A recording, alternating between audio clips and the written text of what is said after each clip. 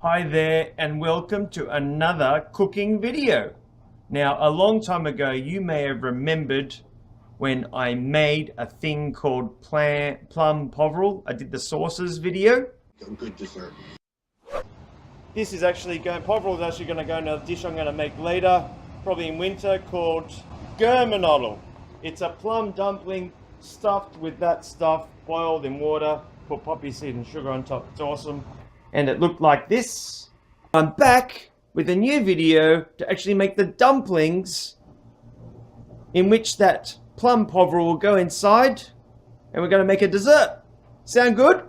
Awesome. In order to accomplish all this, we need milk, half a cup of milk, quarter cup of sugar, a packet of yeast, 7 grams I think it is, a quarter cup of butter, 2 cups of flour, 2 eggs.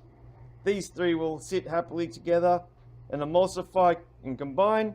Then we'll mix all these 3 together to make the dough. Combine this with that, roll it out. We're going to make some little flat circles and we're going to turn those into dumplings basically. This is going to encase this, and then over the top we'll make a sesame seed butter sauce on top, a light one, sugary thing. So it's going to be great. All right, let's get started. So since I am the last Windows Phone user, it wouldn't do if I didn't continue to use the Windows Phone to record this. Oh man, that tray's a bit dirty. We put the milk in here for 30 seconds. Close the door like this. Cook time 3 seconds. It's up. It's going to heat up the milk. We might stop it at 15 actually. 30 seconds is quite long for a little cup of milk like that. We just want it to get warm. We don't want it to be boiling. So maybe I'll stop it actually now. I'm a bit nervous. Stop. Oh, stop. Oh, oh. You can see myself. Hi. And now we do the finger test. It's tepid. Maybe a bit warmer. Maybe 5 more seconds. We're going to put in there. Oh, I hate milk. Oh. There we go. Gotta wash my hands under the milk. I don't know why. It feels like I get poisoned. I know milk is, useless, but... Oh, geez. That's terrible. Alright, here we go. Go back in. I'm gonna have to rinse my thing again, probably. Oh. Much better. Alright, that's warm. Alright, warm. So we add the sugar. And we'll cut open the yeast. So I've got the yeast, it's open, pour that in. Now what I do is I'm going to go over here and get a fork to stir it up. Here we go. Do the bit of a hip check. It's my dance moves, baby. Do any of you actually remember the plum sauce video? Or did you even watch it? No, I don't think so. I didn't think so. So, go check out that video. So continue to stir it, and we need to let it sit for a bit. That's what the instructions say. So we're just going to let it sit. 10 hours later. So I put the butter into a bowl. Also going to microwave that because I just want to heat it and make it soft. So let me do that. Cook time. I'm going to do 15 seconds. I even put it in for another 15 seconds, so 30 seconds. See, it's looking very melty. So we're going to just whip that up so it's a liquidish type thing. Going to let that cool a little bit before we put it with the eggs, because we don't want to inadvertently cook the eggs with the butter, but they will be combined. Hope that makes sense. And then we crack 2 eggs.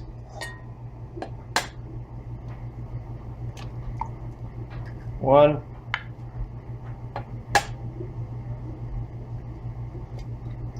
2. And we pour the eggs in here. And this is where I get this hand mixer and I blend it up. And what will happen is I'll blend this up, then combine this and then this. And then I will add the dry, which is the flour.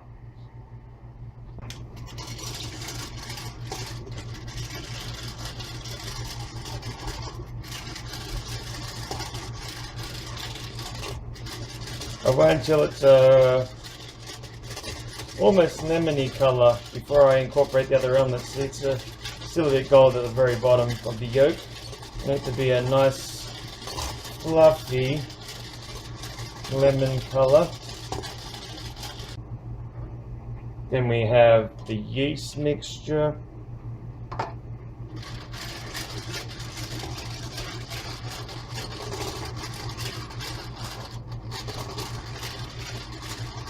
Yeast does have a peculiar smell all unto itself.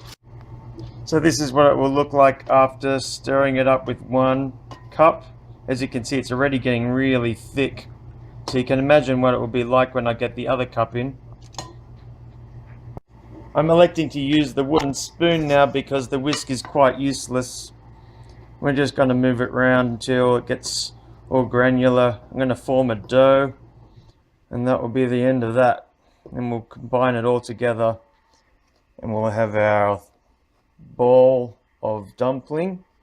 And then the other step is to let it sit for an hour in the oven or somewhere warmish to let it proof. That means it'll expand and get bigger. So I kneaded this quite a bit. That's not kneading it with your knee, it's using your hands and pulling the ball into itself, round and round and round, rolling it into the flour lots. And basically you get a ball like this. Then the idea is that you cover it and put it in the oven for 30 seconds or an hour. So it's not with the actual oven on, it's just an oven. Just somewhere enclosed, and let it sit for an hour. And off we go. I'll see you in an hour. So this is what it looks like. Is it bigger? I can't even tell if it is bigger. It's supposed to be bigger. See, you can touch it. Looks like a brain. Then we're going to have to roll this out into flat bits, pouches, put the stuff in and do it. And we'll probably do that later. Maybe tonight.